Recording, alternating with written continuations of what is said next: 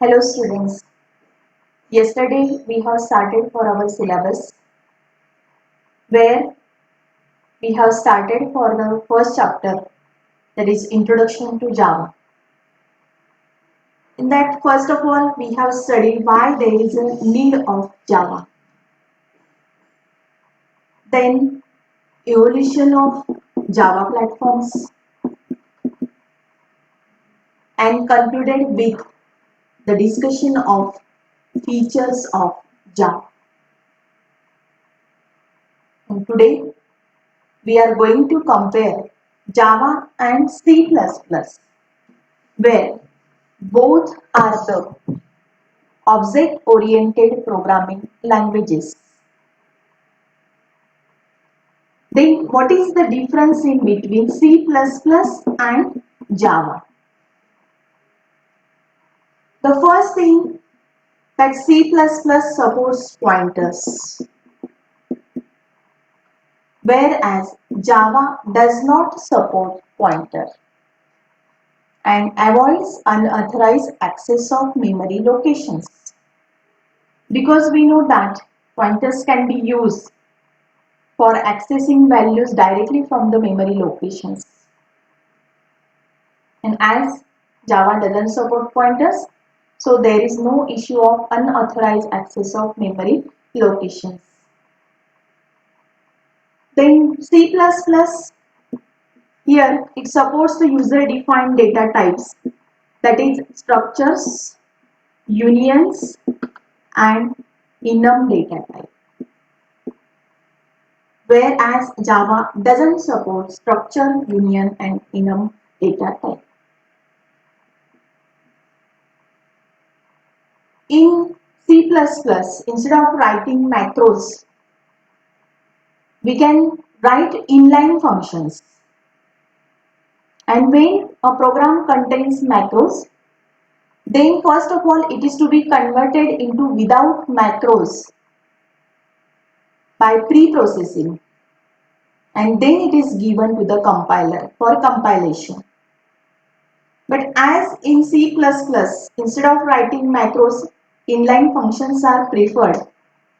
So preprocessor plays less important role in C++.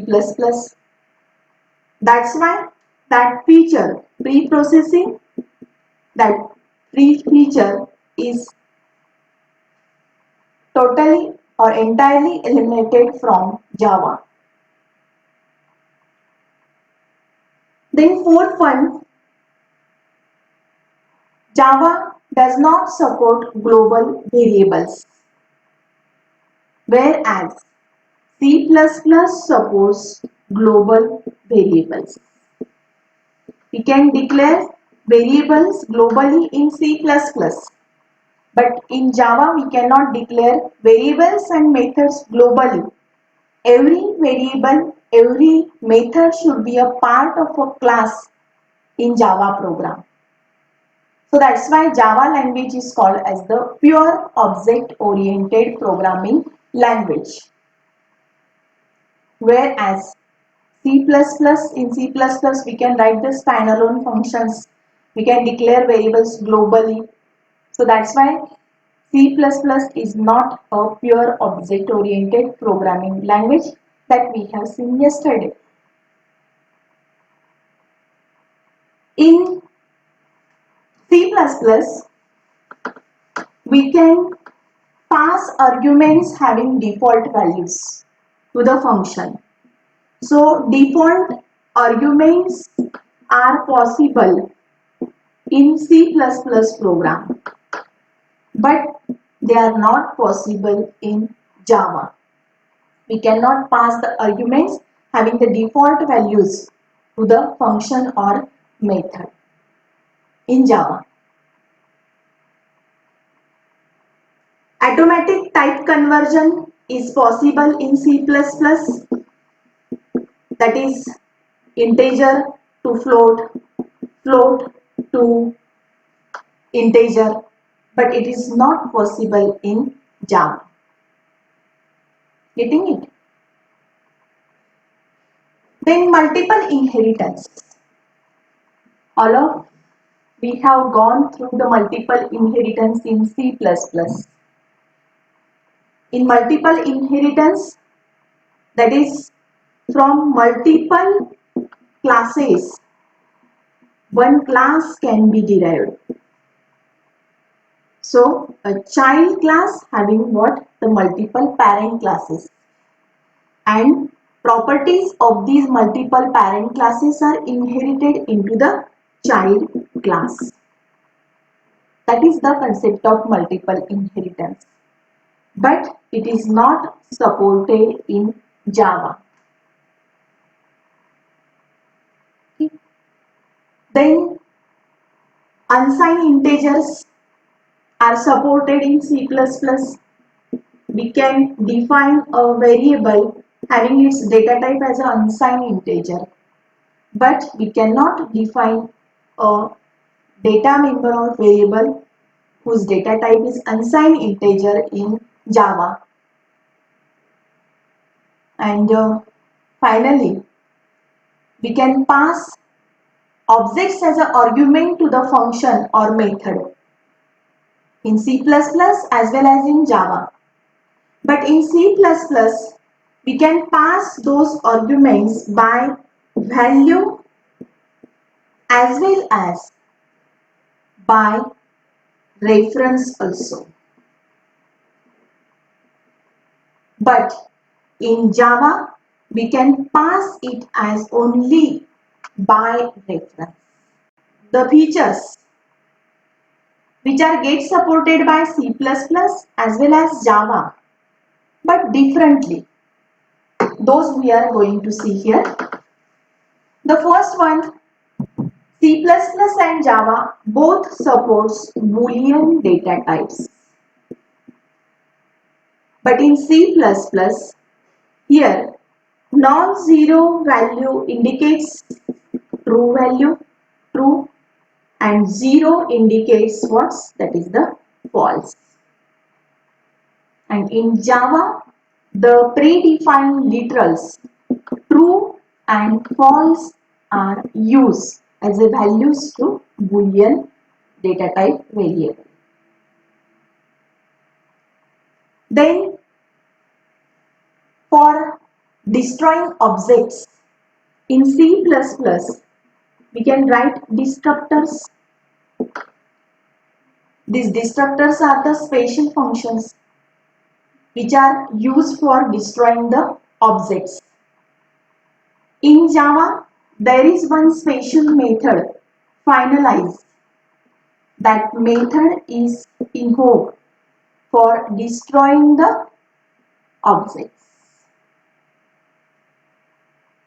And third feature, that is exception handling.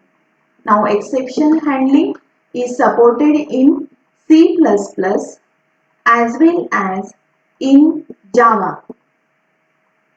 But in C++, it is not required that all the thrown exceptions are to be caught. But in Java, here it is required or mandatory that all the thrown exceptions are to be caught.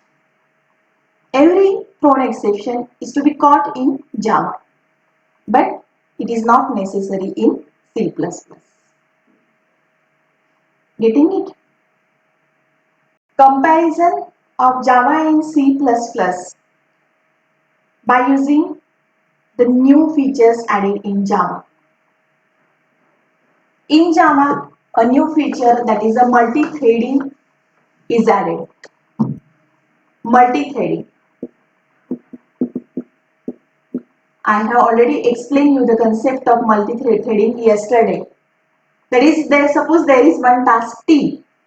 That task T is divided into multiple subtasks, that is T1, T2, T3, suppose. Okay, these are the independent tasks. And they can be executed parallelly. And for execution of each task,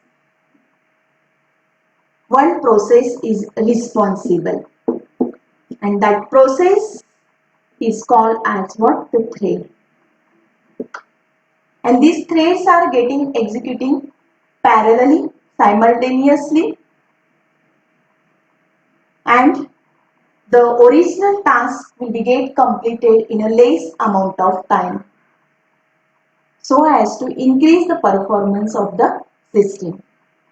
And it is supported in Java but not in C++. Okay. Then in C++, there is one global header file, common header file. Under that, all the library functions are included. But Java replaces it with a set of APIs, that is application programming interfaces. Okay. Then in Java, it adds the concept of packages and interfaces. What are packages? What are interfaces? All these we are going to study in that subsequent chapter. So here you just remember that new concept, that is interfaces, packages, they are supported in Java but not supported in C++. Then the main feature of Java, it supports the automatic garbage collection.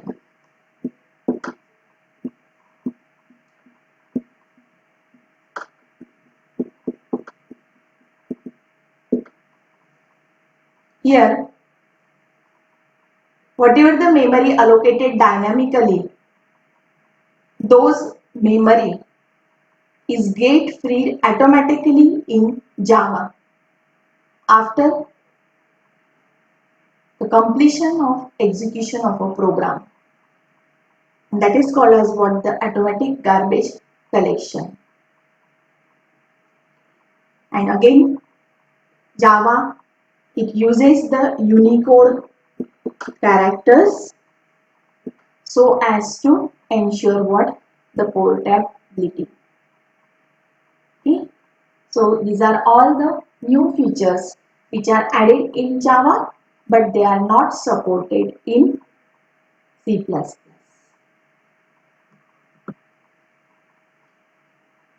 Now here we can see the execution flow of Java program. How Java program is get executed. Okay. Now the source program which is written in Java language. Okay. We can say it as a Java code which is get stored under a file having extension that is .java. Then that Java code is given to the Java compiler, that is Java C, is the Java compiler. It compiles that Java code and converts it into the intermediate code which is called as the bytecode. And this intermediate code is saved under a file having extension that is what? .class. And after that, this bytecode is given to a virtual machine, that is Java virtual machine. In short, we can call it as a JVM, which is incorporated with a Java interpreter. And that interpreter interprets that bytecode and executes it. And we get what? The output of the program. Okay, so this is the execution flow of your Java program.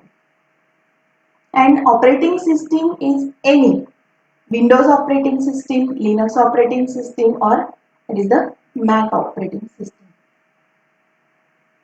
All of you getting the execution of Java program. Okay. Then next one, Java tools. Here we can see the list of Java tools. Yesterday I explained you that JDK, Java development kit. That Java language comes with a development kit. That is called as the Java development kit, and it contains various tools which can be used for writing, debugging and executing Java programs. We just go through that list. Java C. This Java C is a Java compiler which converts Java source code into what? Bytecode. Then Java. Java is an interpreter which takes that bytecode as an input, interprets it and executes it. Javadoc. Javadoc is what? It is a commenting tool, Java commenting tool. It creates a HTML file which contain the comments included in the source program. Then JDB. JDB is a debugger, and this Java debugger is used for debugging the logical errors. Java P. Java P is a tool which disassembles a Java program and gives the list of methods and classes used in that Java program or defined in that Java program. Java H. This Java H, it is a header file generator tool. And what its use? See, some of the tasks which cannot be performed using Java code, it can be accomplished by executing the C code, C language code. Then at that time, that Java code and C language code, they have to interact with each other. And for interaction, here C language requires the header files. And creation of those header files by using the definition of the classes of the Java program is the task which is get performed by this Java H tool. Okay. Then JAR, Java Archive Manager. See students, all the related files, they can be collected under one file. We can call it as it is like a zip file, or we can call it as a archive file. And it can be possible with this JAR, that is the Java Archive Manager. And applet viewer, this applet viewer is the Java applet launcher. Okay. It starts the execution of applet, where applet are what? The programs which are the client side programs. Okay. And they require what? The web browser for their execution. These applet viewer, they are what? The Java applet launcher. Okay. So this is the list of these Java tools. It is not hard and fast that you must have to understand all these tools in detail at this point,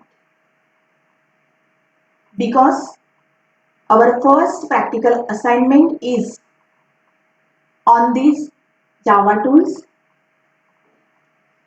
Which are the different Java tools, how to use those tools, what is the purpose of each tool. All these things are going to be covered in Java first practical.